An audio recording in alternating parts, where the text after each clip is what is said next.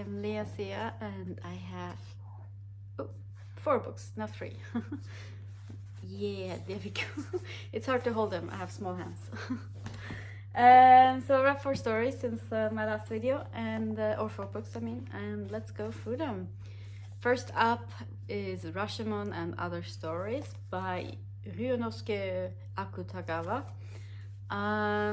This is a very cute one. So it's a collection of short stories with like this Japanese kind of flair, and I always enjoy like reading from other cultures, like what were there.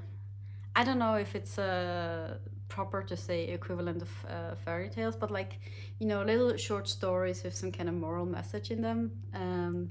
So I really enjoyed this one. It's a very, very short and fast read. It's also like the edition that I have, the letters are quite big. Yeah, and it was very easy to read. The translation I think is very good. Of course not, I can't say as in how well it's translated, just like reading this version was very enjoyable. So I can recommend this one. I enjoyed it. Yeah, not so much more to say. It's a fast read also because it's like these short stories, and basically you can read one short story in one go and then you can do the next one some other time. So that's Rashomon and Other Stories. The second book that I read since last time, this one, not negative. I'm breathing out because lots of feels in this book. So it's A Farewell to Arms by Ernest Hemingway. Can't talk. So this one is of course Farewell to Arms. It's a story about war. We are in the First World War, and our protagonist, he has volunteered to serve in Italy as an ambulance driver in the First World War, and basically we just follow him along. It's also written in first person, and we follow like, yeah, so what is going on like at the front, though not exactly front because he's just an ambulance driver, and like the people he's involved with, he's a sort of captain or something. I'm sorry, I don't know military grades, and they call him by his Italian one. I think it was tenente, so I don't know the official title or what that exactly means.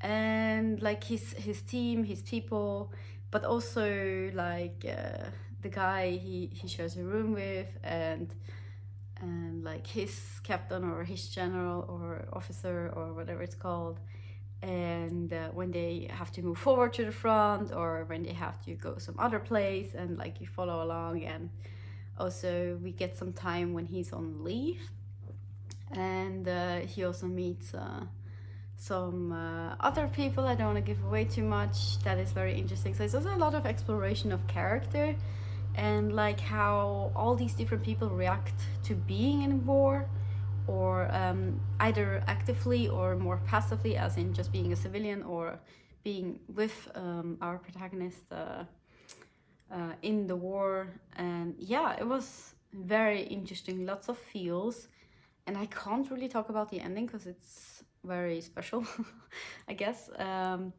But the ending was, it hit.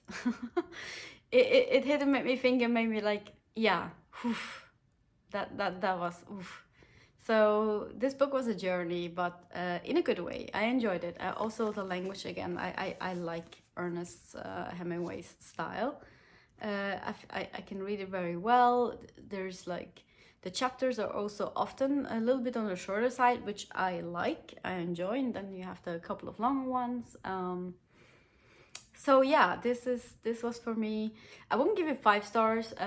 It could drag a little bit here and there, but mostly it didn't. So I gave it 4.5. So really, really good book. I definitely recommend it. And the next one that I read, and don't get too excited, it's not actually a J.R.R. Tolkien. So this is a translation by J.R.R. Tolkien. And we have 3 stories or poems: Sir Gawain and the Green Knight, Pearl, and Sir Orfeo, which are poems from the Middle Ages from unknown authors that J.R.R. Tolkien, as a professor in literature, translated into like modern English. We also have a foreword by Christopher Tolkien, who actually published this, because J.R.R. Tolkien never got to publish it himself. And yeah, so I really enjoyed this. So this version right here, Tolkien's translation of these stories, it's still a poem, or those all three are still poems, but basically made easier to understand for us in the modern time.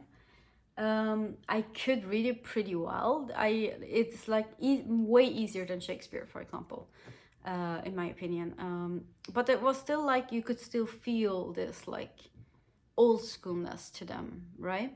And like in the way the sentences were structured and things were being said and so on. And the main story for me was Sir Gawain and the Green Knight, and I really enjoyed that one.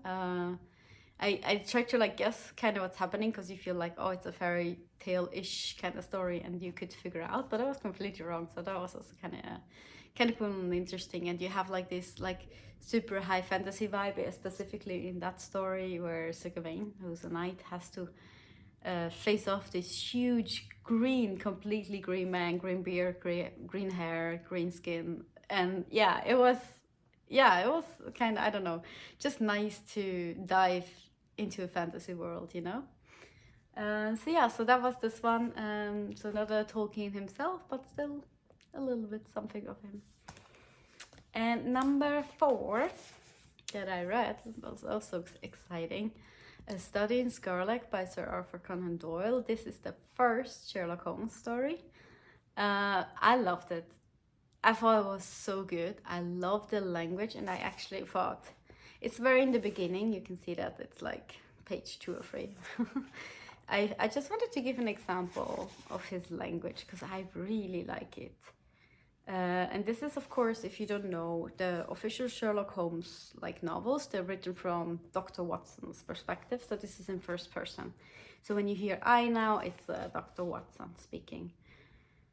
On these occasions, I have noticed such a dreamy, vacant expression in his eyes, his being Sherlock Holmes, that I might have suspected him of being addicted to the use of some narcotic, had not the temperance and cleanliness of his whole life forbidden such a notion. Oh, I don't know.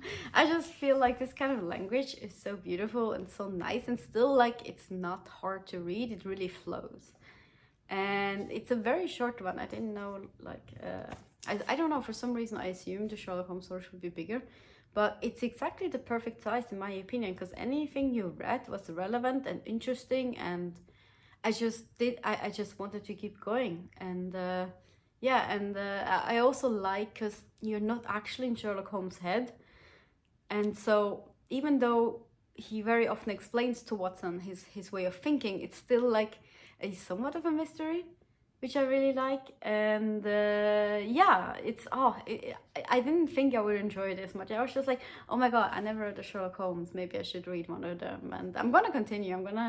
I already put an order on book number 2, or did I? Or at least I put it in my to be read list, the second Sherlock Holmes. So yeah, I'm gonna continue my Sherlock Holmes story. So far I really enjoyed it. It was in my opinion highly recommended. Like, it wasn't this extreme super crazy mystery, and if you've seen the TV series with Benedict Cumberbatch and what's his name? He who plays the Hobbit. Freeman something?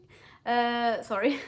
Anyhow, if you've seen that show, that story is in there, but a bit different. Fairly bit different. So it's still definitely worth reading this one. And that's it. So those were the 4 books that I that I read recently.